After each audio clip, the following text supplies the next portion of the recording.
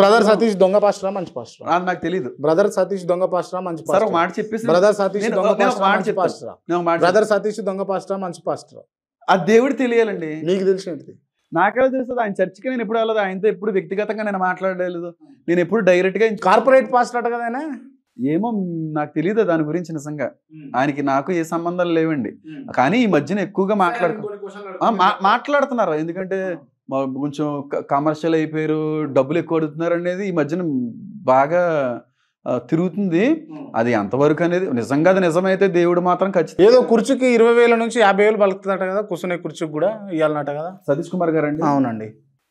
నాకు తెలియదు. ఒకవేళ అది నిజమైతే మాత్రం దేవుడు ఊరుకోడండి. దేవుడు ఊరుకోడు. అసలు కుర్చీకి 20,000 50,000 ఏంటండి? ప్లేస్కి 20,000 50,000 ఏంటండి? ఒకవేళ అది నిజమైతే దేవుడు ఊరుకోడండి. అది నిజమే. ఖచ్చితంగా లెక్క చెప్పుకుంటాడండి సతీష్ కుమార్. లెక్క చెప్పేది లెక్కలన్నీ ప్రతి ఒక్కరు కూడా దేవుని యొక్క న్యాయపీఠం ముందు నిలవబడవలసిన రోజు ఒకటి ఉంది. అన్నిటికీ కూడా సమాధానం చెప్పవలసిన రోజు ఉంది. అది మీరైనా నేనైనా నన్ను కన్న నా తండ్రి అయినా నా తల్లి అయినా అది ఎవరైనా దేవుని ముందు నిలవబడవలసిన రోజు ఒకటి ఉంది. అప్పుడు ఎవరో తప్పించుకోలేరు.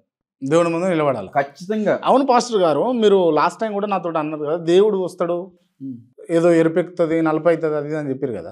వస్తాడా? అవుతుందా? దేవుని రాకడ. దేవుని రాకట అయిద్దా? మీరు చూద్దరు. అయిద్దా? దేవుని రాకట అయిద్దా? ఎందుకు జరగదు? అయిద్దా? అయిద్దా? అవుతుంది క్లియర్ గా, పక్కాగా 100%. కరుణాకర్ సుకునే ఐడియా ఉందా? ఎందుకు తెలియదు నాకు. పోస్ట్ పోన్ చేసినట్ట కదా. ఏంటి? దేవుడు రాకట పోస్ట్ పోన్ చేశారంటున్నారా? పోస్ట్ పోన్ అయ్యిందో లేదో టైం ఉందలేండి. అందుకే బైబిల్లో మీలాంటి వాళ్ళ కోసం ఒక మాట ఉందండి. ఆ రోజు ఆయన చూసి ప్రతి నేత్రం ఆయన చూచును వాళ్ళు రొమ్ము కొట్టుకుందురని ఉంది. ఇట్లా టార్జాన్ లా కొట్టుకుంటారో, లేకపోతే కాంగ్ లా కొట్టుకుంటారో, అవతార్ లా కొట్టుకుంటారో, కొట్టుకుందరు, ఇబ్బంది పడతారో. కానీ వచ్చే రోజు ఒక రోజు ఉంది సార్. నిజంగా చెప్తున్నానండి. మీరు నవ్వులాటగా తీసుకుంటే నేను ఏం చేయలేను కదా, అని చేయలేను. కానీ ఆయన వస్తానన్నట్టుగా వచ్చాడు, మరణిస్తాను అన్నట్టుగా మరణించాడు, నేను వెళ్తున్నాను మళ్ళీ తిరిగి వస్తాను అన్నట్టుగా వస్తాడు. దేవుని రెండవ రాకడ గుర్తులు జరుగుతున్నాయి. నేను ఎక్కడికి వెళ్ళినా ఇదే ఎక్కువగా నేను మాట్లాడుతున్నాను. కాబట్టి ఈ మీటింగుల్లో కానీ దేవుని రాకడ సూచనలు, ఈ వాక్యాలు ఎక్కువ చెప్తున్నప్పుడు కూడా చాలా మంది వాక్యాన్ని కూడా ఆధారంగా తీసుకుని పరీక్షించి చాలా మంది మారుతున్నారు, చాలా మంది బాప్తిసాలు కూడా పొందుకుంటున్నారు. దేవుని రాకడ వస్తుంది సార్. ఒక రోజు మాత్రం ఉందండి, చాలా మంది మాయమైపోతారండి. ప్రపంచవ్యాప్తంగా చాలా మంది మాయమైపోతారు. దేవుని నమ్మిన వాళ్ళు మాత్రమే ఉంటారు భూమి మీద. ఏమండి? దేవుణ్ణి నమ్మిన అంటే యేసుక్రీస్తు నమ్మిన వాళ్ళు మాత్రమే ఉంటారు. దేవుణ్ణి నమ్మి రక్షించబడినటువంటి వాళ్ళు ర్యాప్చర్ అనేటువంటిది ఒకటి జరుగుతుందండి, ఎత్తబడతారు. అప్పుడు ప్రపంచం అంతా కూడా ఎత్తబడడం అంటే కనబడకుండా పోతారండి. సంఘం ఎత్తబడుతుందండి. ఆ రోజు ఒకటి ఉందండి రాబోయే రోజుల్లో. అప్పుడు మీరు చూస్తారా? అది మేము చూడము, మేము కనబడము సార్. మీరు ఏడిపోతారు. ఆ రోజు వచ్చినప్పుడు మీకు నేను ఈ మాట గుర్తు చేసుకుంటారు మీరు. అదే మాకు గుర్తు, ఇవి గుర్తుంటాయా? మళ్ళీ ఇట్లా ఇంటర్వ్యూ ఇదంతా గుర్తుంటుందా? మాకు గుర్తుండవు, మీకు గుర్తుంటాయి. ఆ రోజు పాస్టర్ హేమాన్ అనేటువంటి ఒక వ్యక్తి వచ్చాడు. ఆ వ్యక్తి మాట్లాడతా ప్రపంచంలో ఒక రోజును చాలా మంది మాయమైపోతారని చెప్పాడు. ఆ చెప్పింది ఇదేనేమో. మాయమయ్యేటోళ్ళు ఎవరు? క్రీస్తుని అంగీకరించిన వాళ్ళు మాయమవుతారు. క్రీస్తుని అంగీకరించిన వాళ్ళు మాయం గారు విడవబడతారని ఉందండి. ఈయనే ఉంటారు, ఉంటారు.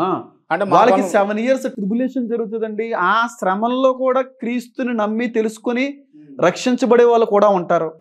ఒకవేళ ఆ దినము దగ్గరలో ఉంటాయి, మీరు నేను బ్రతికే కాలంలో కానీ వస్తాయి, ఖచ్చితంగా మీరు చూస్తారు.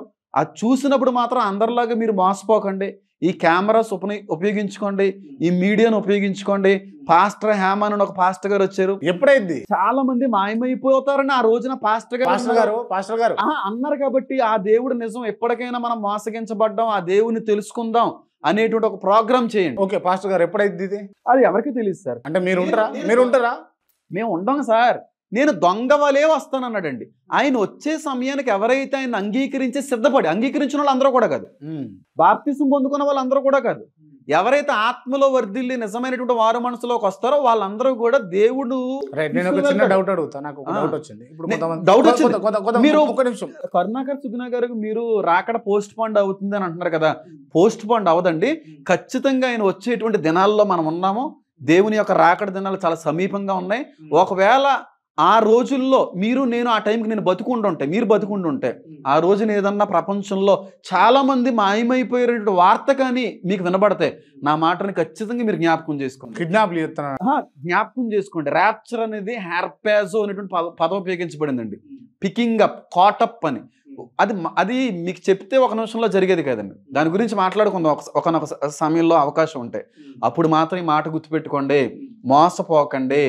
యేసయ్య నిజమైన దేవుడు అని చెప్పి అంగీకరించడానికి నా మాట ఆ రోజు గుర్తొస్తుంది మీకు. నేను అదే చెప్తున్నాను.